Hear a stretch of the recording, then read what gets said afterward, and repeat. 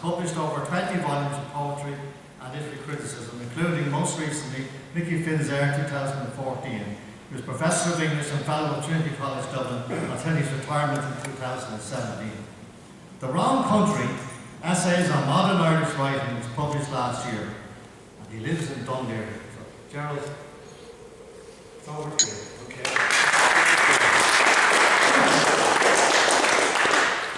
Thank you very much.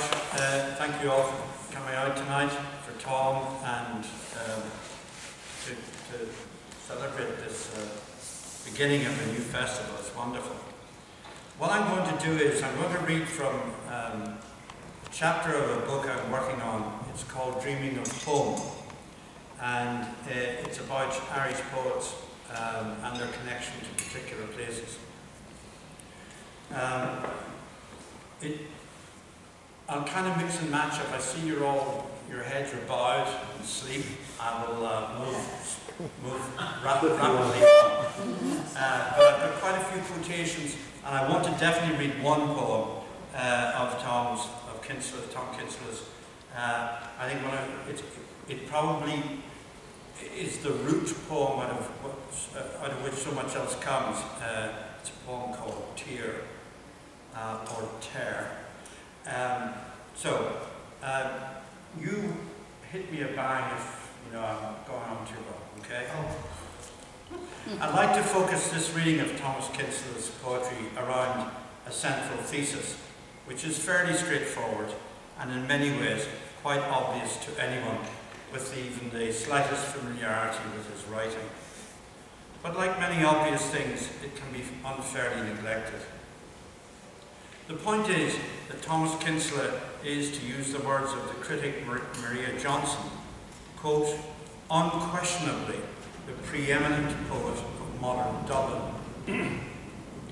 By extension, he's also, in my mind, the preeminent poet of colonial Dublin, in other words, pre-independence Dublin, because much of his poetry deals with or alludes to the urban villages that sprang up around inner-city Dublin during the 19th and early 20th centuries, many of which can trace their own intensely local histories back to the earliest settlements along the Liffey and other rivers of what became Dublin as we know it today.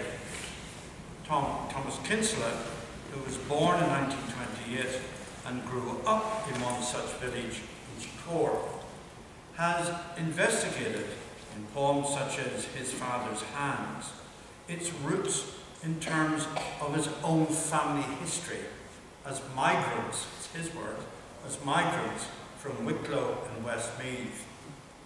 This is how Kinsella describes his background in the wonderful series of poems, photographs and prose collected in this book, a Dublin documentary.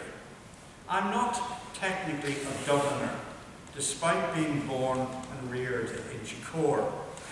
I am told that for the full qualification, 3 generations born in the city are needed. My children would qualify if they wished. My parents were born in Dublin. Their own parents were all born in the country. My mother's parents, the Casserlys, came from County Westmeath, the Kinsellas from County Wicklow, and grandfather Casserly, the boss, love that, the boss, was employed by an insurance company as a collector. He was a man about town, unreliable on his bicycle. Grandfather Kinsella was a quieter person, long retired from Guinness's when I knew him, deaf and gentle and bald, a repairer of shoes. The wives of these men were formidable women. They both managed small shops in their houses, one in Basin Lane off James's Street near the canal, not far from the brewery, the other in Bow Lane on the other side of James's Street, close to the end wall of Swift's Hospital, and the start of the road heading towards Kilmainham, out of Dublin. It was a world dominated by these people that I remember many things of importance happening to me for the first time. And it is in their world that I came to terms with these things as best I could, and later sent my attempts at understanding. In the Casserly home, in a room behind the shop, the family would gather at weekends playing cards. Some of my first awarenesses are placed in the dark of that room, taking in the textures of life in their random detail. The firelight on the shelves of the dresser and on the card table, the voices of the players, familiar and mysterious. Wonderful piece.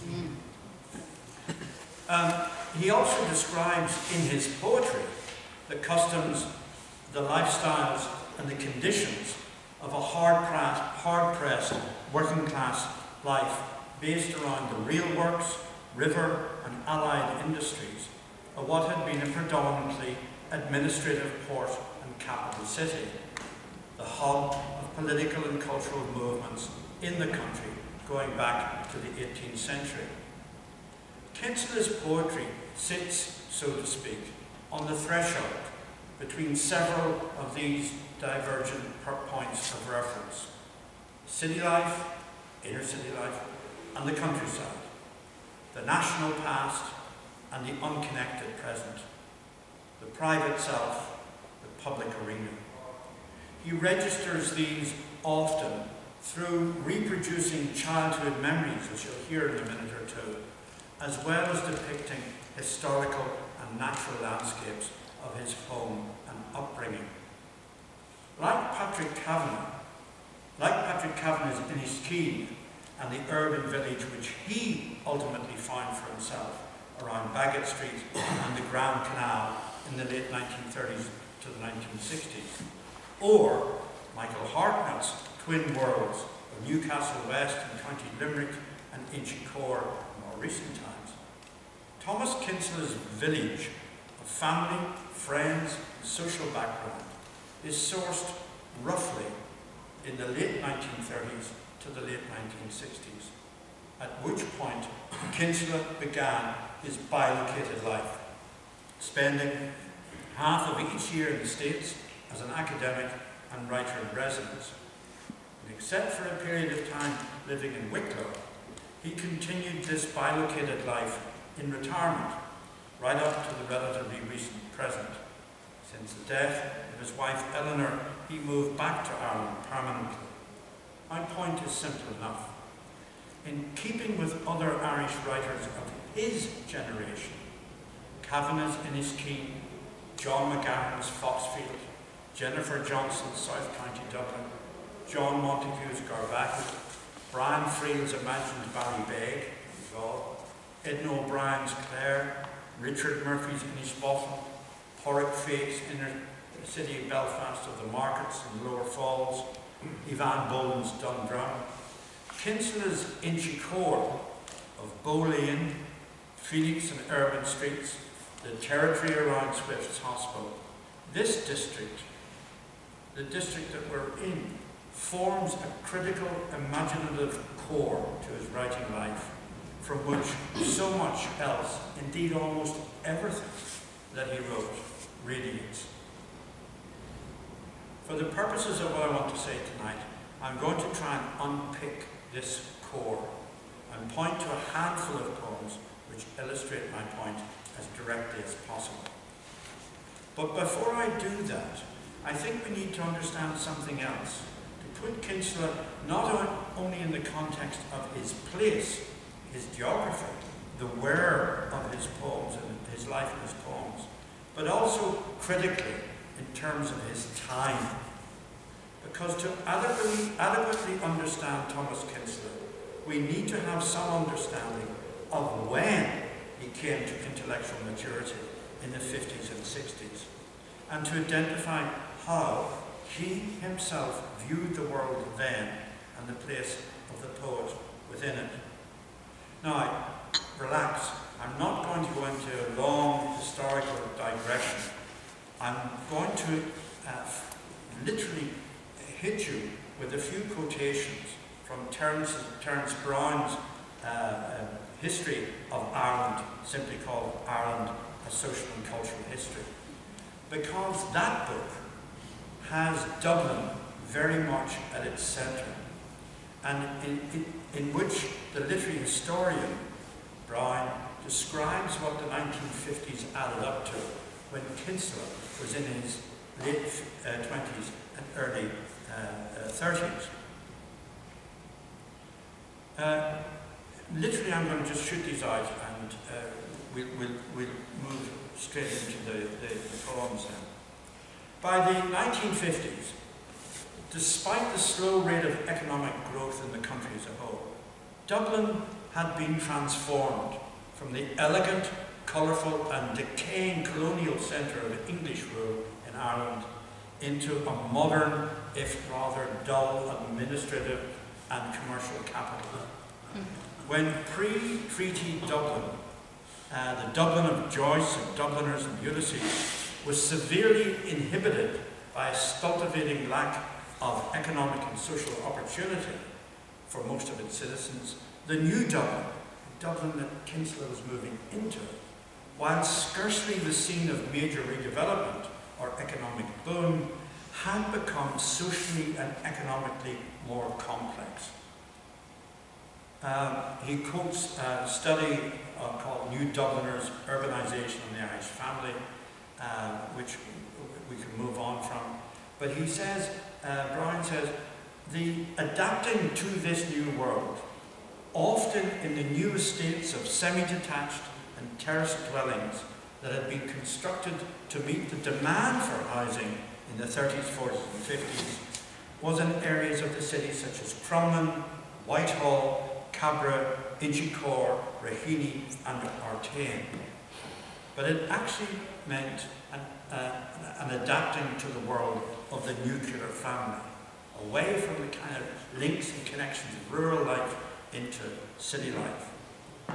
The Irish immigrants from the countryside and a small town, with their firmly established distinctive mode of family life and social organisation, encountered in Dublin precisely the same pressures as urban dwellers elsewhere, and they reacted in the same way.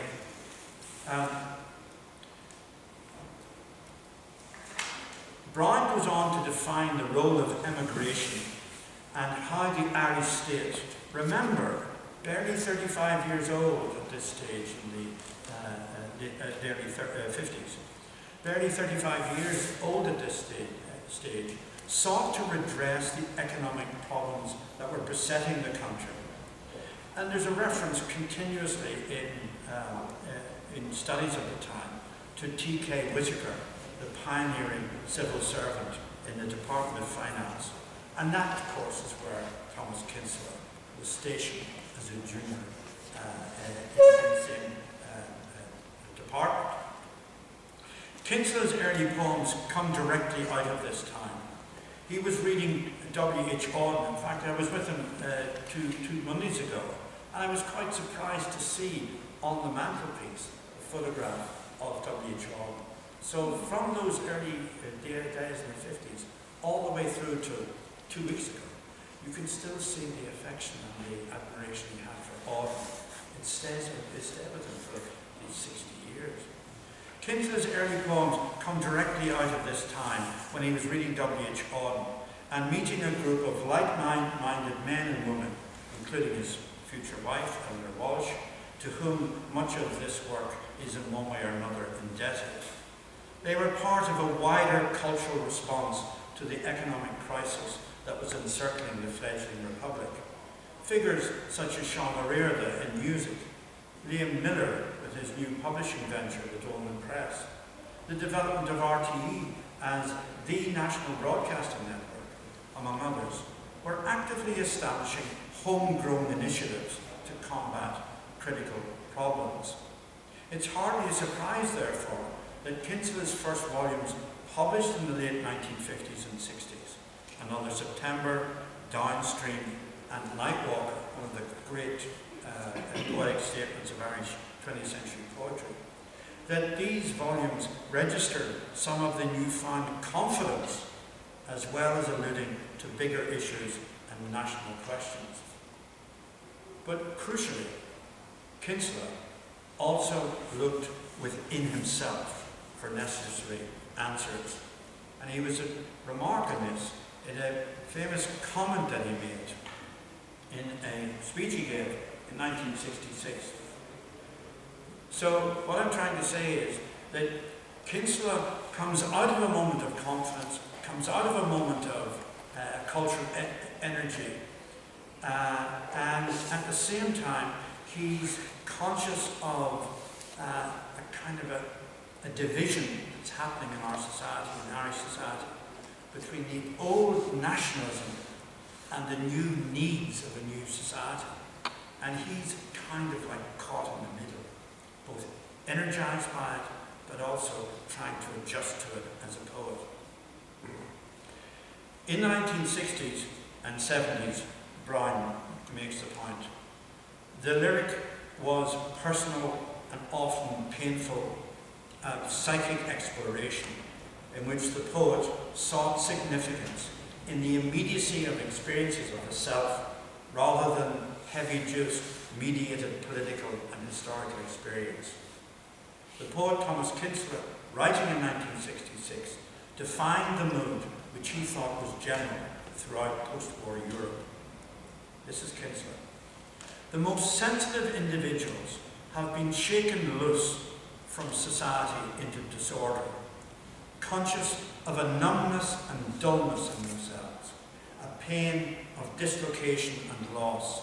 Those words are riveted into his poems. Everywhere in modern writing, the stress is on personal visions of the world.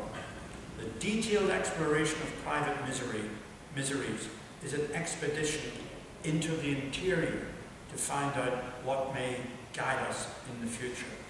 It is out of ourselves, out of our wills, that the chaos comes, and out of ourselves that some order must be constructed. So, to me, it's possible to read Kinsella's poetry as a route through two different force fields.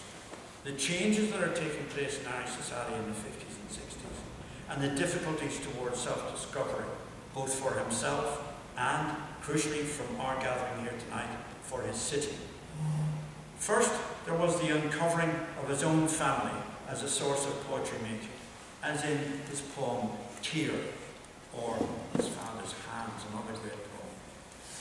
This was followed by the commemorating of a way of life and a community that seemed to be disappearing in a poem such as Dick King. And there was also the return to his own selfhood as an artist, as a poet, well marked in that much anthologized poem, which generations of Leaving Cert students had to write about it, called Mirror, M-I-R-R-O-R, my Belfast Estonia, Mirror in February. Alongside the mapping out of this imaginative territory, Kinsella started to explore a much wider frame of vision.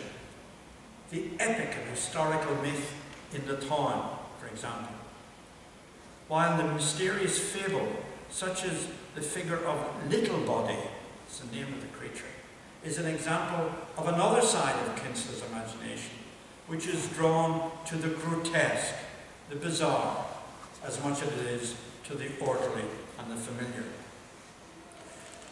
I want to read Kinsella with some notes of my own in mind, concerning what could be described as the pulses in his poetry. I'm thinking here of Kinsella's finding something which has not been adequately enough understood critically, a new language and a form that, though it would change over time, achieved a sense of control and, to use his own word, constructedness, which allowed him to deal with his early experiences, though not in a confessional manner. There is also the documentary quality of his writing, which at times reads like a poetic investigation, followed, as I was talking to Jean about earlier on, followed by the sound of his spoken voice in these poems, and the local urban accent in the poems, while noting his attraction to an artistic force that is none of these things, but is fascinated by the weird, the ghostly, the the haunted, the otherworldly, the exiled, and the neglected. Tear is a poem about experience, the growing into knowledge of the young boy as he visits his dying grandmother, retold through the lens of the older poet. Kinsella would have been in his early 50s when he published the poem, in a volume of poems many of which deal with the vanishing of a way of life and of an older generation. The poem has a narrative to it, a storyline that takes us into the room of the old woman who has become almost creature-like or creaturely. And it's through the lasting image of her hair spread, the smells and the darkening of the room, that Kinsella, the older man, commemorates the young boy's fear and growing realization that death is a part of life.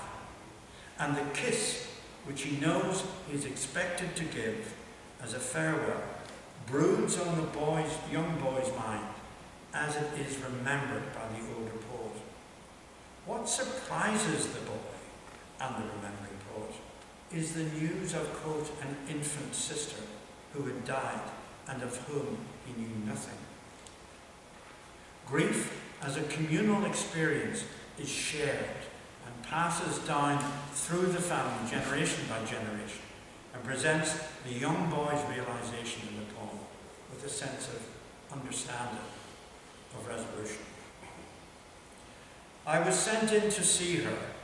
A fringe of jet drops chattered at my ear as I went in through the hangings. I was swallowed in the chambery dusk. My heart shrank at the smell of disused organs and sour kidney. The black aprons I used to bury my face in were folded at the foot of the bed in the last watery light from the window. Go in and say goodbye to her. And I was carried off to unfathomable depths. I turned to look at her. She stared at the ceiling and puffed her cheek, distracted, propped high in the bed, resting for the next attack. The covers were gathered close up to her mouth, that the lines of ill temper still marked. Her grey hair was loosened out like a young woman's, all over the pillow, mixed with the shadows crisscrossing her forehead, and at her mouth and eyes like a web of strands tying down her head and tangling down toward the shadow, eating away the floor at my feet. I couldn't stare at first, not wish to, for fear she might turn and tempt me, my own father's mother, with open mouth, with some fierce wheedling whisper, to hide myself one last time against her and bury myself in her drying mud. Was I to kiss her? And soon kiss the damp that crept in the flowered walls of this pit.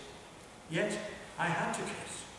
I knelt by the bulk of the deathbed and sank my face in the chill and smelled her black aprons. Snuff and musk, the folds around my eyelids, carried me into a derelict place smelling of ash.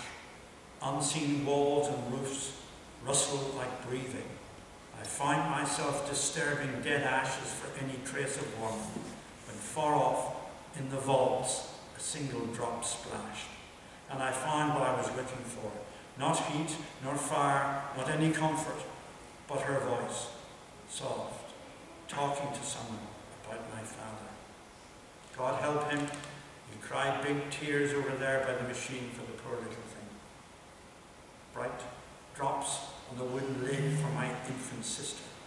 My own wail of child animal grief was soon done, with any early guess at sad dullness and tedious pain, and lives bitter with hard bondage.